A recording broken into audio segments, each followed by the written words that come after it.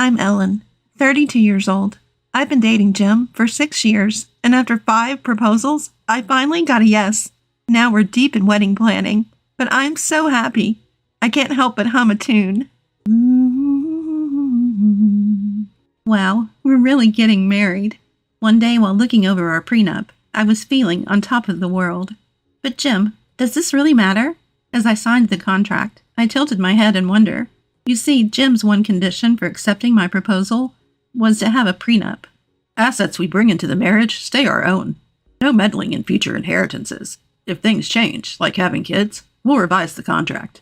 I get that it's important, but did we need it in writing? When I asked, he said, Well, think of it as insurance. Oddly vague, but if that's all it takes to marry Jim, I didn't dwell on it. However, the reason behind this would soon come to light. Jim has 2 older brothers. I met them briefly before the wedding during a visit to my future in-laws. They're not bad, but both are a little quirky. Listen to them, but don't take everything to heart. Otherwise, you'll get carried away.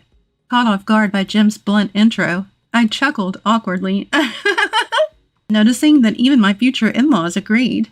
I didn't think much of it, especially since our next meeting was at the wedding. Then, out of nowhere, I get a call one day when Jim's working over the weekend. Hey, do you like fish? Caught off guard, I hesitated. Who is this?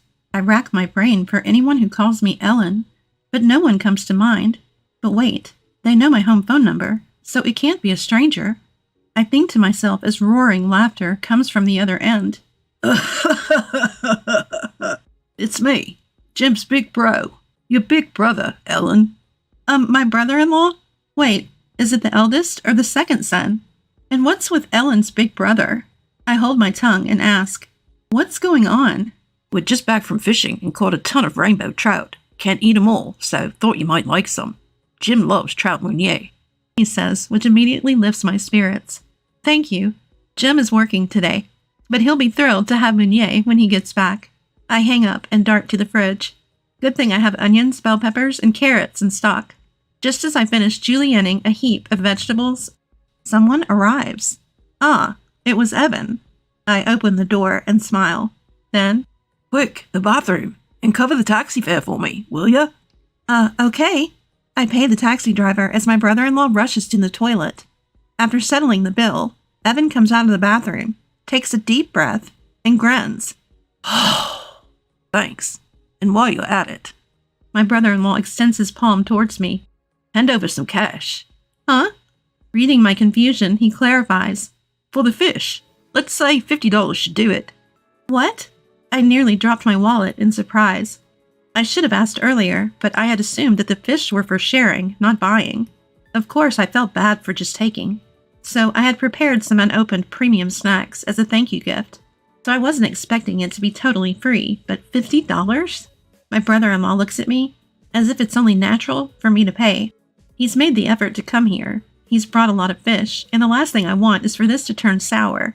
I calm myself and pull $50 from my wallet and hand it to him. Thanks, the fish are in the cooler. I'll leave the gear here. Tell Jim to get it back to my place later. Gotta go. Wait, Evan? I'm puzzled by the casually abandoned cooler and fishing gear in the foyer. Ignoring my confusion, my brother-in-law takes the $50 and swiftly leaves. Wait a second. He's already gone, leaving me blocked in by the gear. What the? Why leave all this stuff here? Our place isn't big. It's in the way. Oh, and the taxi fare. I remember that he hasn't paid me back for fronting the cab fee. I hesitate to ask Jim to both take the gear back home and collect the taxi money. Then when I open the large cooler my brother-in-law left behind, I can't believe my eyes. On a bed of overly piled ice lay only 3 small trout, each barely 2 inches long. You've got to be kidding me. I slumped down in my doorway, defeated. What am I going to do with the shredded veggies?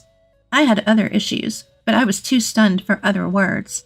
Months later, I found myself heading to a cafe. I have something important to discuss, but keep it a secret from my brother. The one who reached out in a desperate tone was Brant.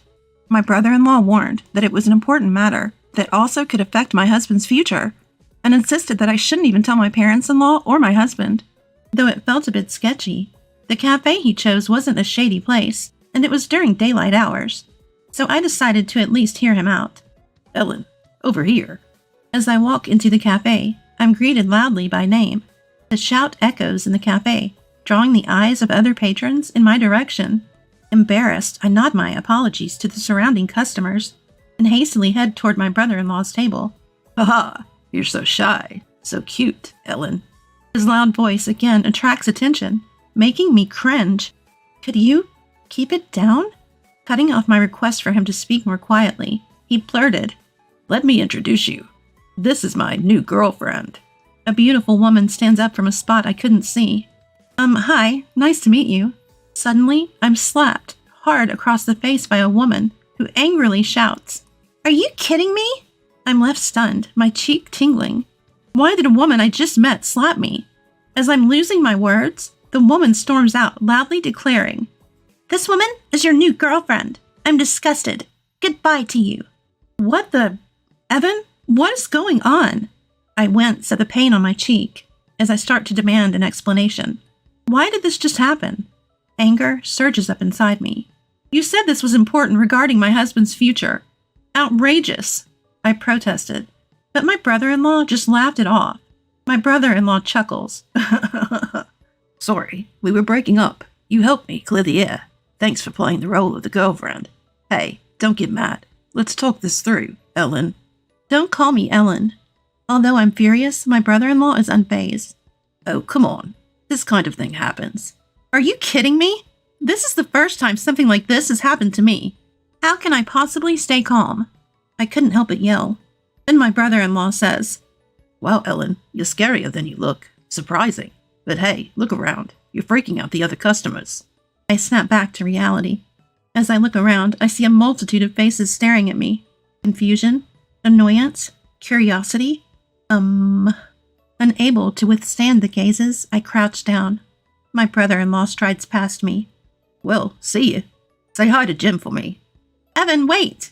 Before I could catch up, he's out of the cafe. Then a timid waiter approaches me. I'm sorry, your bill? What the heck is going on? I wouldn't have shouted just like that if no one were around to hear me. I was fed up with Evan and Brandt for what they had put me through. I told my husband everything, and we agreed to ignore any messages from his brothers, unless absolutely necessary. Any necessary communication would go through my husband, and that's how we'd been handling it. But when it comes to my parents-in-law, it's a different story. They've always been wonderful to me, and besides, they're my beloved husband's parents. There's no way I could say no to joining their 60th birthday celebration. Wow, this place is bigger than I imagined. It's breathtaking, and the garden looks amazing. Is that a guest house? Yes, the main house is relatively new, but the guest house is a relocated traditional home. It's about 230 years old. Thatched roofs and verandas? Does that work well? Can I take pictures later? My mother-in-law, who loves old buildings, looked delighted, which made me smile too. Of course. My mother-in-law's cheeks flushed charmingly, and next to her my father-in-law leaned against a thick pillar, squinting in satisfaction. They both looked incredibly happy. They'd requested the party be held in this old house I'd recently inherited from my grandparents. Our first meeting was during a tour of old buildings. We sat side by side on the porch, had coffee, and hit it off when we realized we were the same age. It was some time ago when my father-in-law shared his bashful story of how he and my mother-in-law first met. Perhaps I should have invited you before we started moving the furniture. I felt a pang of regret. This house had been rented out as a restaurant until last week. After its closing, they had requested to tour the empty place, but maybe I should have shown it to them when it was still furnished. No worries, it's perfect this way. The peace and quiet lets us really soak in the atmosphere, my mother-in-law reassured me. True to their word, my parents-in-law arrived 2 hours earlier than the party was scheduled, taking their time exploring the house and enjoying coffee on the veranda. And then, the peaceful atmosphere was broken by noisy footsteps. What? Only Jim is here to welcome us? No one else? And catering for dinner? Seriously? It's hard to believe. The only one who gently set Brandt straight was my husband, Jim. Come on, this is Mom's request, and you act like it's a letdown. But this is a deluxe bento box from a popular restaurant. Jim says this with his usual smile, the one I love so much. You act like it's just any lunchbox. Why didn't you just book the place during business hours? You're too cautious, Jim. Evan sighed as he said this. But seriously, how much does he think it costs to book an entire upscale restaurant? You're complaining about today's party expenses being high, and you call me frugal? Plus, they haven't even paid me back for the cab fare from when they dumped those 3 measly trout on me, or for the expenses from their lovers' quarrel. I can't just let them walk all over me. I muttered some choice words under my breath. This was all unfolding on the day of my in-laws' 60th birthday celebration. As soon as my parents-in-law were off exploring another part of the estate, Brant blurted out, "Hey, I've got a great idea." "Yeah, your great idea doesn't usually mean good news for me."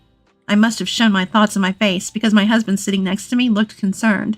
And sure enough, both Evan and Brant started to smirk. "We're family, aren't we?" My husband tilted his head, clearly puzzled by the sudden inquiry. "This place is closed now, right?" Yes it is." My husband nodded, and the 2 brothers leaned in eagerly. "Man, you hit the jackpot, marrying into money. Yeah, really. You've got this massive estate all to yourself now." They sang this in a sycophantic duet. "Are you guys misunderstanding something?" But my husband's words went in one ear and out the other. "Can't hog it all to yourself, right? A little sharing won't hurt." At this point, their enthusiasm almost made me nauseous. Then it dawned on me. "What would you like?" I forced a smile, and their eyes lit up. They clearly thought that my inheritance was also my husband's, and by extension theirs to enjoy. As if. When the topic of my inheritance came up, my husband asked, "You've stored the prenup safely, right?" "I promise I won't interfere with what's yours, but I'm here if you ever need advice." That's what my husband said, and he really never asks for even a single dollar. I love how kind, clear-headed, and continually endearing my husband is. In stark contrast, the pitiful state of the 2 brothers. With people like that, there's no need for reservations. "The location is prime real estate. Just step outside and you can get whatever you want right away. Plus, the mansion is really massive. I mean, it's too big, isn't it?" Evan remarks. "What if we told him, from today, your brother's family is going to live here. Cut ties if you're not okay with it." Brant says, grinning. I took a deep breath. "Sure." The brothers tilted their heads in unison. "Really?" Despite having initiated the conversation, they seemed a bit taken aback when I reassured them. "It's fine, really. Feel free to do as you please. Not just Evan's family, but you too, Brant. Here are the keys." Handing them the bundle of keys, they all looked pleased with themselves. "Good on you for being so understanding. Nice going, sis." Eagerly, they began their moving preparations. "Ellen." I turned my real smile toward my concerned husband. "Don't worry, it's all good." Fast forward to a few days later. We were relaxing at home when the doorbell was frantically rung. Opening it, we found my brothers-in-law pale as ghosts. "What the hell is going on? Tell them to stop now." They were panicking, full of desperation. "Our house is being demolished. We got home, and there were heavy machines tearing it down. We told them to stop, but they won't listen." "So what are you going to do about it?" That was the general vibe coming from my brothers-in-law when I calmly chimed in. "Well, that makes sense." Everyone's eyes suddenly turned to me. "What do you mean?" "A tower apartment is going to be built there. They can't build it without tearing down the house, can they?" "Huh?" Both my brothers-in-law were dumbfounded. The reason the fancy restaurant shut down, or rather moved, was for that project. We kept the utility contracts through the end of last month because of the 60th birthday celebration. Was today inconvenient for you?" Aha. Realization dawned on them, and they went pale. "Is this some kind of joke, Ellen?" "Even if they say it's a joke, the bulldozer's already here, so there's no room for jokes. Especially when the bulldozer is already here. What's the point of lying about this? Maybe you should start taking out some valuables." Tired of their complaints, I laid out the harsh reality for my brothers-in-law. "Look, I made it clear when I asked for the demolition. Please get rid of everything left in the house. If the bulldozer is already working, I guess this will be over sooner rather than later. If I were you, I'd stop complaining and start taking out the important stuff." They looked at each other and then yelled, "This is bad. Go, go, go, hurry up!" As I watched the 2 rush out, I turned to my husband. "Nobody really told them, huh?" My husband sighed deeply with a wry smile. "We've all been strung along enough. Maybe a hard lesson is what they need. I hope it wasn't too much trouble for the workers, though." Yes, I had informed not only my husband, but also my in-laws that I'd given the keys to my brothers-in-law and that they were planning to move. Of course, I'd also told them that the house was already sold, including the date of the turnover. so the decision was in their hands, whether or not to tell their brothers-in-law about the truth. In the end, everyone kept quiet. Don't worry, the buyer and the contractors are already in the loop, I assured them. I had a feeling it would come to this, so I had explained it to the buyer in advance. I hope they learned their lesson, my husband said. With that, we went to sleep. The next day, I can't believe they went this far. My mother-in-law sighed heavily. In the living room, my brothers-in-law seemed to shrink. They couldn't get in during the daytime because the workers stopped them, so they snuck in at night. Well, yes, they had ignored the no trespassing signs and tried to take valuables in the middle of the night. But a neighbor noticed their flashlight and called the cops, so they were easily caught. So you even managed to get into trouble with the police without taking anything of importance, my mother-in-law continued. Well, you see. My brothers-in-law attempted to explain, but no one was interested in their excuses. The past wrongdoings also came up, making it even worse for them. Both of you should apologize to Ellen, my husband said. But then Brant, who had been meek until now, suddenly snapped at me. It's her fault to begin with. She tricked us. She willingly gave us the keys. Yeah, right. What's with this hypocrite? Selling the house without even telling us? Faced with their unjust accusations, I could only offer a wry smile. I think you're misunderstanding. That property, both the land and the building, were inherited by me. Jim even drafted a prenuptial agreement to protect it. So you guys never had any rights to it to begin with. What prenup? Contract? I had no intention of elaborating on the term prenuptial agreement, which seemed like a curse word to them. Also, the sale of the land and house was consistent with my grandparents' wishes. They had considered selling it several times before, and yet my grandparents had wanted to keep it as long as they were alive. To be honest, maintaining it was too much work, so when I inherited it, my grandparents had suggested I proceed with selling it.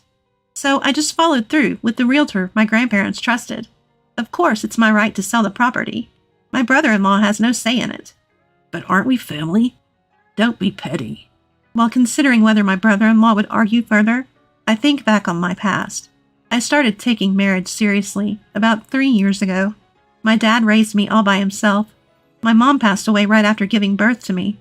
Dad and I were the best of friends. We'd go camping in the summer and snowboarding in the winter. So many memories. But then, out of nowhere, he got sick and passed away. I felt pathetic for never being able to do anything for him, and it broke my heart to feel his absence in the home we had shared. My husband is the one who comforted and supported me through this. He helped me with the funeral and rituals, made warm soup for me when I couldn't move all day, and spent nights talking about memories with Dad. He was there for me, patiently and lovingly, as I came to terms with my father's passing. If we're getting married, if we're going to be together forever, it has to be you, Jim. If there's something you don't like about me, tell me and I'll change. I shouted that during my 5th proposal, and I convinced Jim, who hesitated because of his troublesome family, to marry me. I don't regret that decision one bit. I always wanted to honor my grandparents' wishes after my dad passed away. And then there are these in-laws of mine. You haven't learned your lesson, have you? I was going to go easy on you, but not anymore. I'm going to demand compensation for all the trouble you've caused. That includes taxi fares, overpriced fish, emotional distress from slaps, food and drinks at the cafe, utilities you used extravagantly in that mansion, and more. My husband enumerates the damages, leaving my in-laws speechless. Are you serious? Down to the last detail? Are you thieves or what? And then there was more to come for my tearful in-laws. We're cutting ties. Yikes. Wait, Dad, please. Afterward, they were ousted from the family, shunned by distant relatives, and left with no one but each other in a tiny one-room apartment. Is this really okay? It's so wonderful. In the newly built tower condominium, we became neighbors on the same floor with my parents-in-law. Of course, one of the sale conditions was that we'd get a whole floor in exchange for the land. Thank you for accommodating my wishes. Some parts of the old house my grandparents left behind, like beams and furniture, were incorporated into our new home. We took new photos with my in-laws. We'll display these next to the old pictures. Captured there were the smiles of all my loved ones. I resolved to cherish these smiles forever.